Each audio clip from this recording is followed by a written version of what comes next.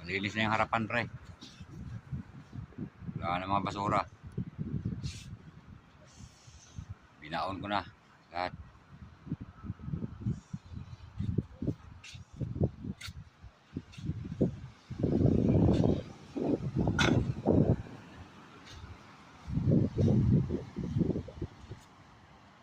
May spray, no?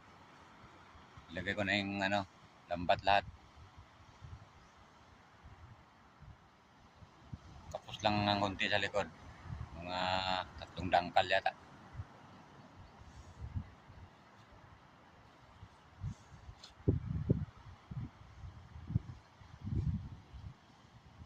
Dapat pala ko maputol yung kahoy doon, malagari yun. Pangit tingnan eh. Yung sumubra ng mga kahoy dapat pala malagari natin. Yung sa taas, oh. Pangit tingnan, oh. No? Yung mga kahoy na sumubra sa oh, umaya. Wala nang init. Pangit tingnan eh, no?